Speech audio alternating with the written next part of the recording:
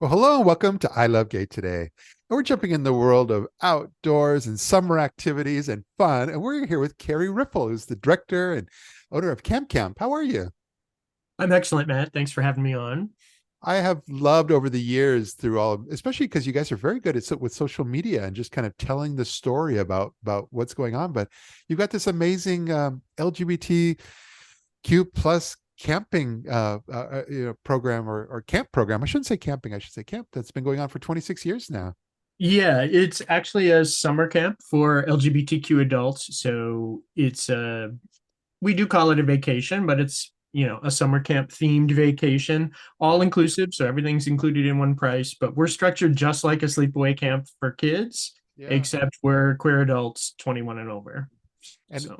and it's held in central Maine of all places. Yeah, we're actually moving this year. We've been in the same location in southwestern Maine since we started in 1997. Yeah. But we celebrated our 25th anniversary there last summer, Okay. but have moved to a new sort of upgraded site for Yeah. as we start our second 25 years. So we're excited about that. It's just, the cabins are air conditioned and they're a little bit, it's all a little less rustic than our last place was, but it obviously still feels like a summer camp. Plus, Yeah. it has some upgrades that our campers have been asking for. We're able to add things like archery and uh, there'll be water skiing in some form or another and horseback riding and things like that that people have always asked for. We just didn't have the facility to do. Yeah. So, and this place has a real indoor theater with theater seats that's air conditioned and all that. And as I said, the cabins are air conditioned, so Yeah. it's a little less rustic for those gays who tend to like turn down service and all that. We don't offer that, Yeah. but it's a little less rustic, so it might appeal to some more people. Plus it lets us host another 100 people or more should we ever get to that point, which we would love. Nice. So. But even over all those years, like how did because it is unique in that sense, but how did all this get started? Well, gentlemen, I'm not the original owner, though I have been involved with camp since the very first year. But I took over from the original owner and founder, whose name was Bill Cole. I took over from Bill in 2006. After that was Okay. my first year, after having been on staff since the very first year in 1997. So Bill came out late in life. He was 49, married. His wife sent him off to P Town. He had a horrible weekend, felt he didn't fit in with the gay community. So the Yeah. short version of the story is that he decided he had summer camp experience and decided he wanted to start a place for, at the time it just said, for gays and lesbians, but Yeah. we added the other alphabets later. But he wanted a place that was not sex focused, that was not alcohol focused, where people of all genders could come and connect Yeah. and build community. And, we have a 75% return rate. So I think, his idea succeeded in that regard. Yeah. And Yeah. at most years, 40% of the people at camp have been there for 5 years or more. So it becomes an annual destination for a lot of our campers. Well, I can tell because especially I was seeing some of the quotes from folks that do come back, but what I noticed what really resonated with me is that it was kind of that a broader spectrum of LGBTQ people feel very included. That whether they're young, whether they're old, male, female, that everybody seems to feel like they're part of something there. Yeah, I mean, we've been talking about it lately as we've been doing some press and stuff. And, it's nothing that we ever consciously work towards other than saying this is a safe space, this is a Yeah. place to be yourself. And I think we just sort of modeled that and lived that there. And I think it just sort of has trickled down. Yeah. But as the community has sort of changed and look, I started camp when I was in my 30s and I'll be 60 in December. So I have that experience of sort of being there in three different decades of my life. Yep. So, Yep. but we have sort of changed with the times as the community changed. We start including, folks identify as non-binary or genderqueer in our demographics. So,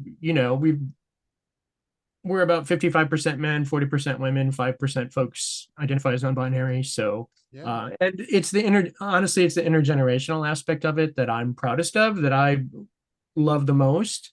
Yeah. I love looking out at our annual tea dance on Thursday afternoon, looking out on the dance floor and seeing some twinky 25-year-old guy in a skirt, in a little mini skirt, dancing with some butch lesbian in their 60s. So, and they both have big smiles on their faces and they're having a good time and hugging each other. And, it's just stuff you don't see out in the real world. Yeah. So we're very, very proud of how, that it's sort of cross gender, intergenerational, yeah, it's a safe space for anyone in the queer community and a few random straight folks every year. So I love it. That comes through though. I was watching your videos. You guys create very good videos, by the way. And watching the videos, I think you really put a lot of what you described out there in the forefront, but including some of the activities like drag queen bingo and no talent show. You got some really fun programming coming up. Yeah, I mean, we've always leased, the facilities we lease are actual kids summer camps, which is why we do it at the end of the summer when we do, because we obviously have to wait for the kids to clear out. So generally, whatever the camp has offered in their facility is part of our programming as well. So, all the arts and crafts like pottery and stained glass, and we do things like chainmail and cross stitch, that kind of stuff. And we have athletics for those who are inclined there, and outdoor stuff.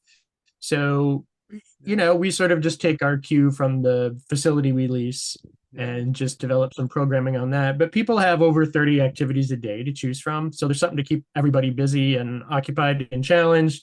In fact, we have to tell a lot of first-time folks, we have to tell them like by Tuesday night, Wednesday morning, we have to say, you know what, to go take a nap.